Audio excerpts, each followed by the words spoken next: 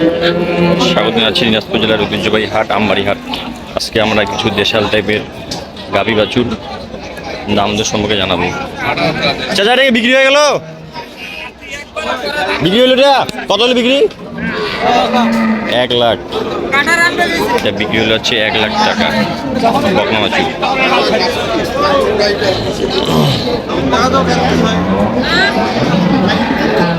এটা হচ্ছে বাছুরটা হচ্ছে আপনার বেটা বাছুর। কত দাম দর চাই, দাম দর সম্পর্কে জানাবো। দাম দর চলেছে, দাম দর চলেছে এটা, হ্যাঁ দাম দর চলেছে। দাম কইছে বিক্রি হয়েছে কত বিক্রি হলো? এটা 95,000 টাকা বিক্রি হয়েছে এটা।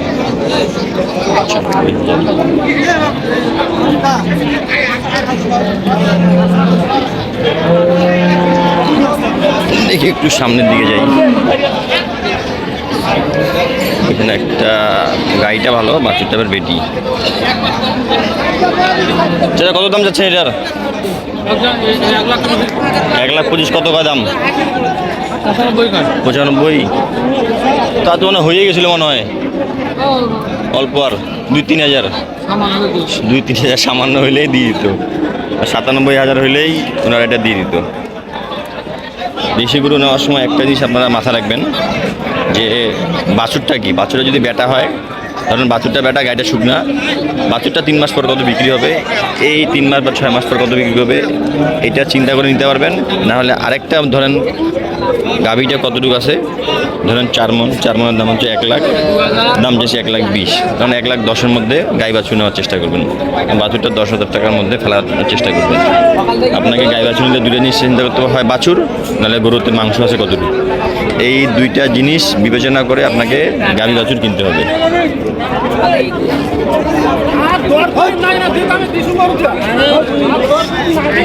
আমরা দেখি এটা আমার সম্পর্কে জানার চেষ্টা করবো। এই বড় লোকটা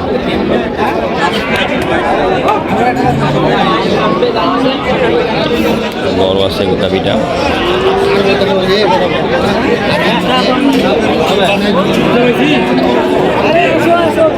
কত যাচ্ছেন দাম ভাই এটার? চাওয়া দাম 125। বেটা বাছুর, বেটি বাছুর, বেশি বাছুর। কত পর্যন্ত দাম পাইলেন?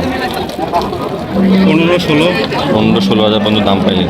20 হলে বিক্রি হবে। 20 হলে বিক্রি হবে, 20,000 হলে বিক্রি হবে। ওজন আছে আপনার 3 মণ 10-15 কেজি। দুইবারে 7 লিটার দুধ হয়, 7 লিটার, 7 কেজি দুধ হয় ভাই।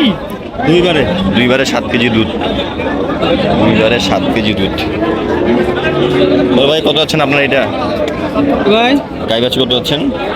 গাই বাছুর 135 ভাই। 135 বেটা বাছুর। বেটা হচ্ছে, বেটার জন্য দামটা বেশি। হ্যাঁ বেটার জন্য দামটা, বেটার জন্য দামটা বেশি। বাছুরটা পার্সেন্ট ভালো আছে না? হ্যাঁ ভাই পার্সেন্ট ভালো, 100%। কত মতো দাম পাইলেন? দাম লাগায় ভাই 10-15। 15? হ্যাঁ। আরেক না হলে তো মানে মারি দিলেন না? হ্যাঁ। 17-18 হলে মারি দিলেন না? হ্যাঁ ভাই। 17-18 হাজার হলে দিয়ে দিত। আচ্ছা বাজার কেমন? বাজার দুধ 5 লিটার। দুধ 5টা? নতুন জোয়ান না 6 দাঁত। 6 দাঁত, 5 লিটার, 6 দাঁত বয়স। বাচ্চা গ্রেড করা বাচ্চারা ভালো। এটা মুখে কি এটা মুখে? ওটা দুধের ফেবনাতে অঙ্ক হয়। ও দুধের ফ্যাবনা, এটা কোনো সমস্যা না? না না আমার কাজ আছে, এটার কোনো সমস্যা নেই। সরষের তেল লাগাই দিলে এটা ক্লিয়ার, সরষের তেল লাগাই দিলে এটা ক্লিয়ার। এগুলো কোনো সমস্যা নেই না, এগুলো কোনো সমস্যা নেই।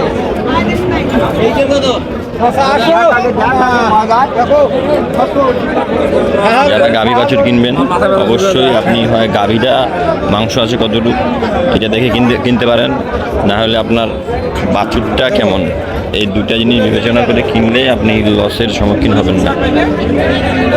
আর যদি দুটার একটা না হয় তাহলে আপনি 100% থাকেন, আপনি লসের সম্মুখীন হবেন। একবার এটা আমার কথা, কোনো মিস হবে না, লস হবেই আপনার। আপনি দূরে থাক, লস হবে।